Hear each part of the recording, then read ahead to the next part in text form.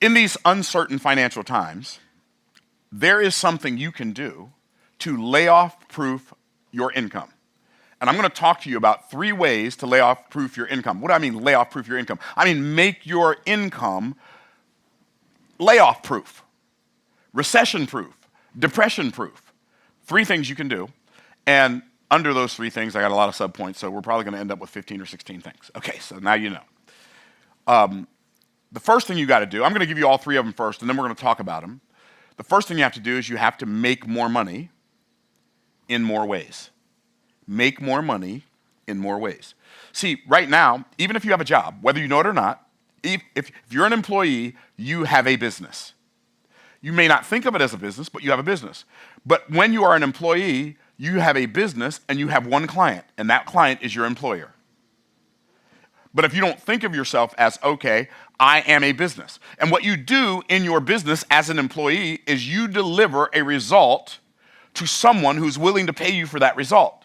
So if you can zoom out for a minute from your job as an accountant or as a bookkeeper or as a painter or as a landscaper, if you can zoom out for a minute and say, what are the skills that I have that give me the ability to maintain this contract with this one client called my employer?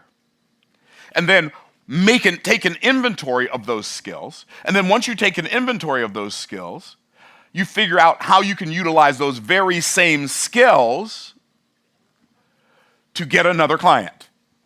I'm telling you, it'll change the game for you. Like, don't waste your skill sets. Use them for something. Are y'all tracking? Is what I'm saying making sense? And so you have a business. That's an overarching thought. So here's the first thing I'm going to say.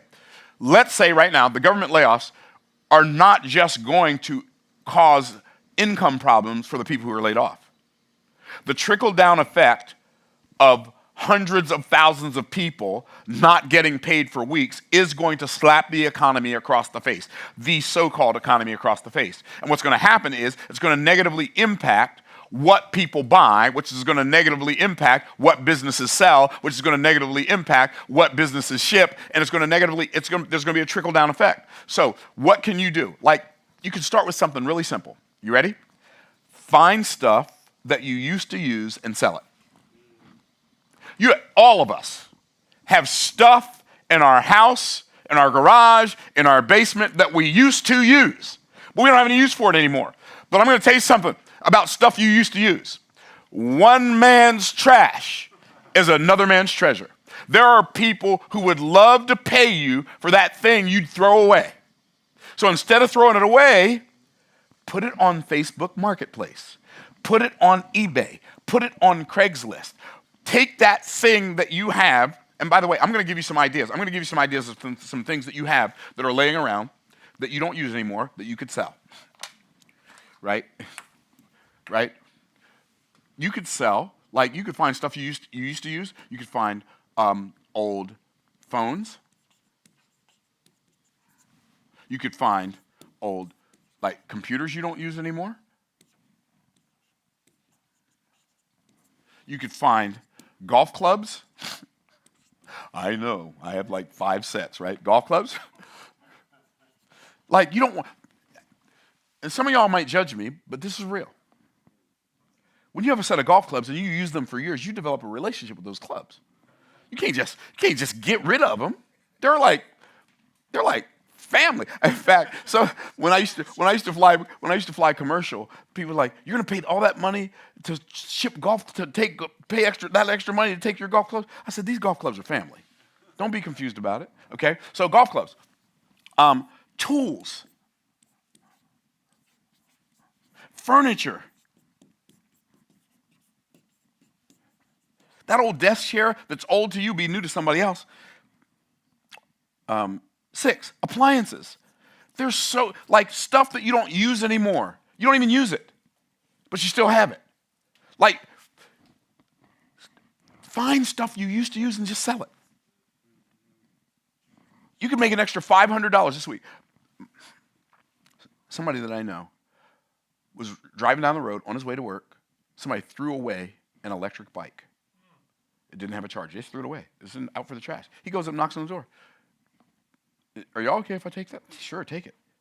He goes on eBay, buys a battery charger for like $12 or Amazon or something, buys a battery charger for $12. The bike works fine. He sold it for $700. Which brings me to my next point. Find stuff other people used to use and sell it. You don't have to find it in their trash. You might buy some. Do you know you can buy something on Facebook Marketplace for one price and sell it on Facebook Marketplace for a totally different price?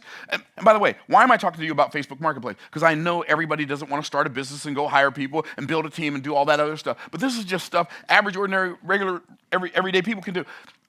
Do you know what I used to do when I first got married? You know what I couldn't find a job because it was hard times in Gary, Indiana back in the 80s. So you know what I used to do? I would buy old raggedy cars, and I knew how to work on cars. I could work on engines. I could change transmissions. I could do body work. There was nothing that could break in a car that I couldn't fix. And I would go buy raggedy cars, fix them up, sell them, make a couple $100. And I'd do a couple cars a month and make enough money to live. And I did that for years, just flipping cars. If I didn't have money to buy a car and somebody had a car sitting in their driveway and it looked like it had been sitting there a while, you know how grass grows up between the cracks in your driveway? And they got grass growing up between the cracks around this car. Oh, this car has not been driven. Go knock on the door. Do you want to sell that car? Yeah, I want to sell it, but it doesn't run. Okay, well, I'll tell you what. Why don't you sell it to me? And what I'm going to do, yes, I used to do this. What I'll do, I live right around the corner. I'll happily give you my address, show you my driver's license. I'm going to take this car. I'm going to take it to my house. I'm going to fix it in my garage. And then I'm going to put it in the paper, and I'm going to sell it.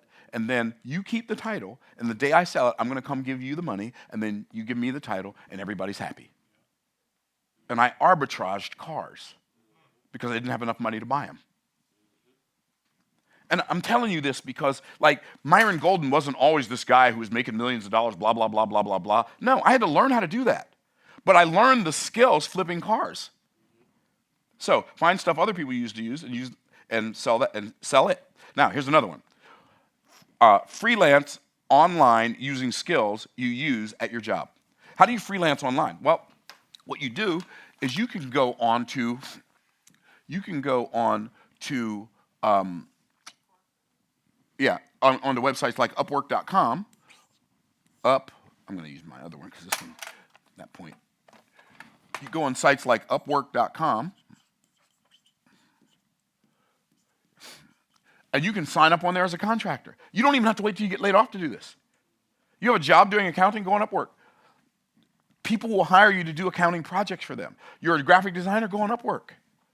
You're an architect, go on Upwork. There are people who are looking for people to do what you do on this site called Upwork, and it's a freelance site. And you can go post jobs on there for people to do, and you can go find people to do jobs on Upwork. You can go on Fiverr.com, and you can do jobs. And there are people who make full-time livings on Fiverr, Fiverr.com. Go on Fiverr.com and you can do the same thing. And what Fiverr is that way because you do like this loss leader thing for $5. Like, I'll make you a thumbnail for a video for $5, like for people who want to do a YouTube channel. Let's say you're a graphic designer. Sell thumbnails for people on YouTube for $5. And then you can upsell them into a pack of thumbnails that you create and you charge them way more money. I've hired on Upwork and Fiverr, I've hired software designers to create apps for me so I can put them on Google and on iTunes and the App Store with Apple. I've hired artists to create illustrations for my books that I write.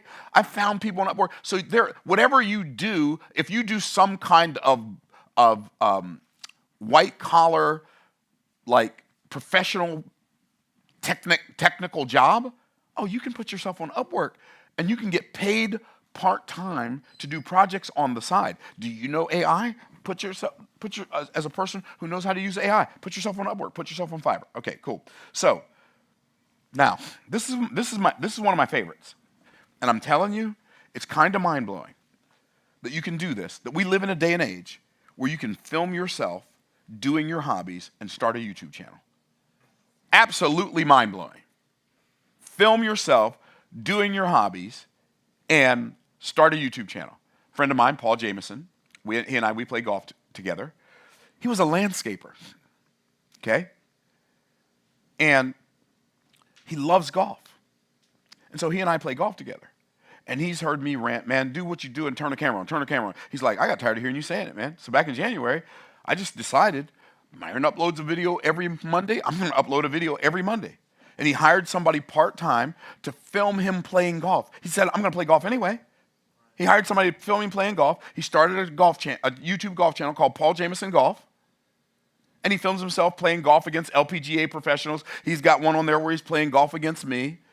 And he won by one stroke, too. It's just like, when we were in the Dominican Republic at my favorite golf course. Okay, anyway, that's a different conversation for another day. But anyway, so Paul Jameson Golf, and he started in January of this year. He put up one video, and I don't even remember what it was. He put up one video. It got like, I don't know, over 100,000 views. And his channel, that one channel was like, that one video took his channel to a point, he's already monetized.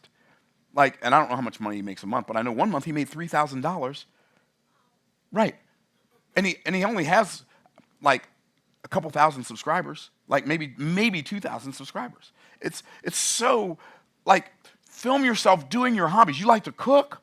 Turn a camera on. It blows my mind.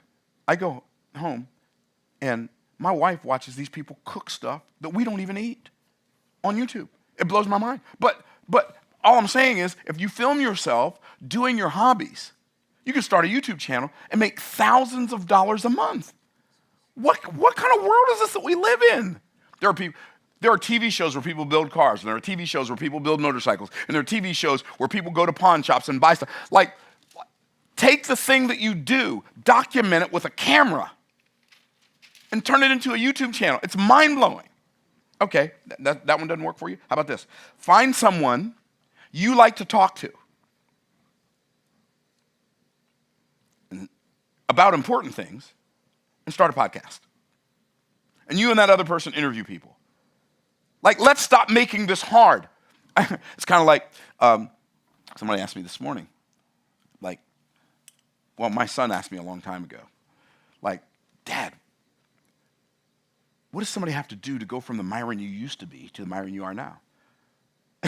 I said, the first thing they got to do, because this is the first thing that came to my mind, right? The first thing they got to do is they got to wait until July, get a job in the heat of the summer in Lowell, Indiana, pulling sorghum for a whole day. And then they need to work in a body shop where they're sanding fiberglass bodies and the fiberglass shards are getting in their cheek. And when they shave, they get these rashes on their face. And then they need to work in construction where you put on rubber roofs and you have to carry for days. You have to shovel rocks into a bucket, carry it up on top of a roof and walk it across the roof 200 yards, dump it out and then spread them out and then come down and get another bucket. And you do that for 2 days. They have to go do something hard enough, long enough to understand there's a difference between what's hard and what seems hard. And the reason most people think the stuff I'm talking about is too hard is because they've had such a cushy life, they've never done anything hard. I hated being poor because everything that I did to make money when I was poor was hard. And it wasn't just kind of hard. It was like grind your face off hard. And that was exhausting. And I hated it. And so when I found out that I could make a website, back in 2005, by the way, when there was no ClickFunnels, Go High Level, Kajabi. There wasn't any of that stuff. WordPress, there was none of that stuff. I had to learn how to use Microsoft Front Page. And it took me a month to figure out how to build this website. 2 weeks of that month was figuring out, okay, how do I make it so people can pay me with a credit card? And you had to learn HTML. You had to learn you have to have an index.html file. And everybody who's teaching this stuff talked about like you're supposed to already know what it is. Right? You had to know what a root directory was and a subdirectory, and you had to know all this technical gobbledygook to build a website that didn't even really look that good, and stuff never really lined up like it was supposed to. Y'all, I don't know how many of y'all remember those days, but I put my first website not knowing what I was doing, and I watched this tutorial thing called Professor Teaches Microsoft Front Page, and I'd play the video for a little while, I'd pause it, and then I'd go do what he said, and I'd come back, play the video for a while, and then I'd go do that, and I'd pause it, and I just kept doing that until I had a website. And then I launched my first website, and I had a goal. I said, man, if I can just make $400 my first month, I know I'm going to be okay on this internet thing. If I make $700, I literally said this out loud to myself. If I can make $700 my first month, I am going to be the king of Internet Marketing Mountain. But I didn't make 400, and I didn't make 700. My first month, June of 2005, my website brought in $6,700. And I said, what? How many of y'all know that was worth the month that it took to learn how to build the website? But the reason I was able to build the website and take a month to learn how to use Microsoft Front Page is because I had already done so many hard things in my life. Sitting there and pecking away at some keys on a computer and pausing a video every now and then didn't feel hard to me. I had something hard to compare it to. But I'm going to tell you now, I thought it was a fluke. I literally thought it was, there's no way. And here's why I thought it was a fluke. There's this guy named Jeff. And Jeff had a conference call. And so he invited me to speak on his conference call. Well, when I spoke on Jeff's conference call, that day, I sold $5,700 worth of stuff in 24 hours. Like literally, from the time we ended that conference call that night to the next night, $5,700 of that $6,700 came in because of Jeff's conference call. Well, I knew I wasn't going to be on Jeff's conference call every week, so I thought it was a fluke. But, right, when you find something that works, what do you do with it? Rinse and repeat. I said, but I can start my own conference call. I literally started my conference call the next week. And every Monday night at 9 p.m. for over a decade, I did the Hour to Empower. Every Monday night, 9 p.m. The Hour to Empower on a conference line. And a conference bridge that I paid for. I didn't use one of those free conference bridges because I didn't want any quirky, weird, like wonky stuff happening. I paid for and I stored all my conference calls, and I would take some of them, and I would use the recordings to put them in courses that I created. And so my second month, because I started a conference call, it wasn't $6,700, but it was $5,100. My third month, it was $6,300. And I'm like, this thing is real. And I thought to myself, I've had this computer in front of me all this time, and there's all this money in this computer, and I've not been accessing it. How much money have I left on the table? It's kind of how I felt when I started making YouTube videos consistently. Like, I started making YouTube videos consistently in April of 2022. And I was on YouTube for 15 years before I pushed the button, y'all. You do not have to be the sharpest knife in the drawer. But eventually you have to wake up, right? Okay, so find somebody you like to talk to and start a podcast. Now, remember I told you about my friend Paul? Well, he's not just a golfer. He's a landscaper, which means he did landscaping. And I know I'm using Paul as an illustration, but he's somebody I know that has a real story. He's just a regular guy, had a landscaping business, and he was hustling and grinding to make about $60,000 or $70,000 a year as a landscaper. So he took the thing that he did, and he started a podcast to teach landscapers how to grow their landscaping business. Well, how's that going to make you money? Well, he started selling courses and coaching to landscapers, but companies that sell landscaping equipment started paying him to sponsor this, to mention their products on his podcast because he had the ear of their ideal client. One company paid him $100,000 to broadcast his podcast from their trade show booth for 3 days. Why? Because he took something he already had the skills to do, and he started a podcast. He just started talking about it in front of a camera. And all of a sudden, he's got a multiple six-figure business. In fact, and I asked him, we were playing golf one day. I said, so do you still do any landscaping? No, not really. I said, how's your landscaping coaching business going? He said, I don't really want to focus on that anymore. That's not really my passion. My passion is golf. I want to grow this golf channel. I mean, is this, what an amazing age. Yes, I get it. Some of you got laid off from your jobs. Some of you watching me right now got laid off from your jobs. But I'm telling you, and if you work for the government, you got laid off for your job, you can do any of these things. Or you could do all of them, but you don't need to do all of them. That's the beauty of it. Okay. When it comes to making more money more ways, this is the last one, and then we're going to get to the next point.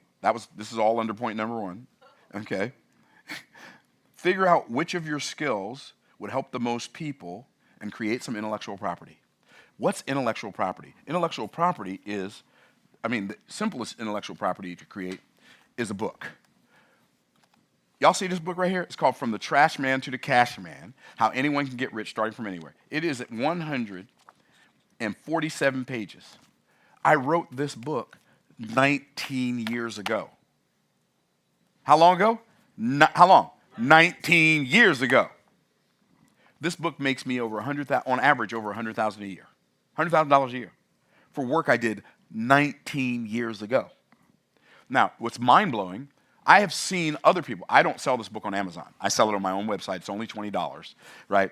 But I've seen people selling this book on Amazon for as much as $1,100. This book on Amazon, I don't sell it on Amazon. It has 1,200 reviews and 4.5 stars on Amazon, and I don't even sell it on. I sell the ebook on Amazon, but I don't sell the physical book on Amazon at all. I was doing my event last week. There was a guy sitting on the front row who bought that book on Amazon for $187. How crazy is that? So you want to create some intellectual property. That could be in the form of a book. That could be in the form of a course. You just take stuff you've learned, stuff you know better than most people know, and then you create some intellectual property around it. Why intellectual property? Because intellectual property is an asset. And you don't have to pay any property tax on intellectual property. You only have to pay sales tax when you sell it. See, if you own real estate, like if you own a house, you got to pay property tax. You got to pay tax on the land. You have to pay rent on the land, even if you own the house free and clear. You have to pay rent to the government on the land. But you own intellectual property? No, you don't have to pay any rent on land. Okay, so figure out which of your skills would help the most people and create some intellectual property. It could be a book that you sell for $20. It could be a course that you sell for $200 to $2,000. It could be a mastermind that you sell for $20,000. It could be a VIP day that you sell for $200,000. And I know all of that sounds so wild. And by the way, but I don't know how to write a book. Okay, so how long do you want that to be your story? I didn't know how to write a book either. So you know what I did? I went and learned. I paid a bunch of people who knew how to write books. And guess what they did? They taught me how to write books. You say, I don't have any money to pay anybody how to write a book. Good. Go look it up on YouTube. We live in a day where excuses don't work anymore, people.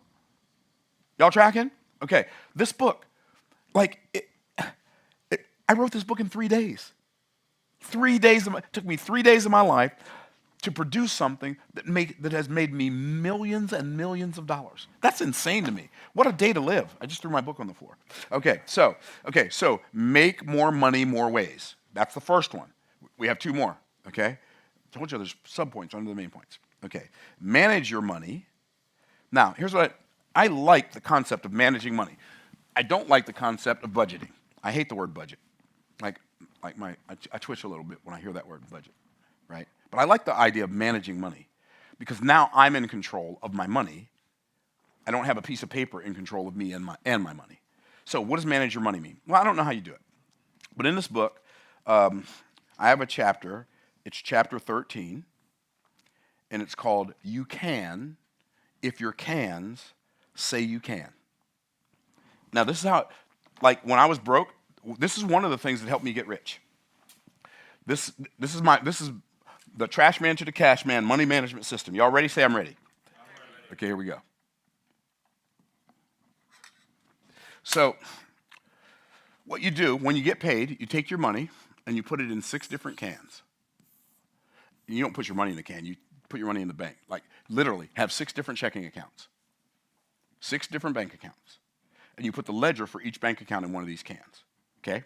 So, you have 6 different cans. I made that can a little bit too big to put 6 of them on here. That's 2.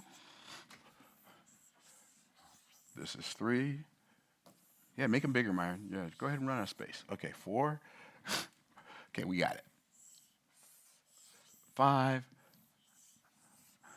6. Okay, so the first can is my I can tithe can. Now, you don't have to have an I can tithe can. But here's what I've discovered. I'm 64 years of age. I cannot live better on 100% of my money than I can on 90%. I can live way better on 90% of my money than I can on 100%. I can tithe can, okay? So 10%. I'm going to give 10% to God. Some people give 10% to charity. They give it to that's between you and God and the charity. I'm not here to tell you that. So I can tithe can. That's the first can. Ideally, you put 10% of your money in I can tithe can. Ideally, you put 10% of your money in your I can finish free. And by free, I mean financially free. Can. My I can finish free can. I put 10% in there.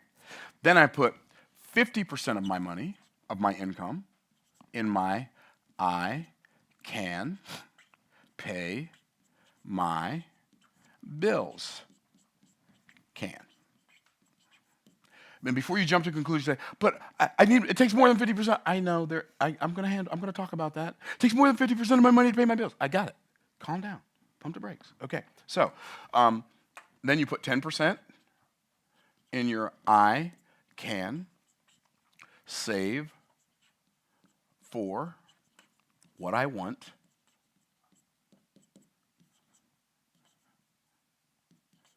can, and you put 10% in your I can educate myself can. Now, all the two cans that'll make you the richest are the two on the outside, I believe. Okay? The I can tithe can, and my second favorite, the I can have fun can. And you take the money in the I can have fun can, 10%, you make sure you spend every dime in this can every month.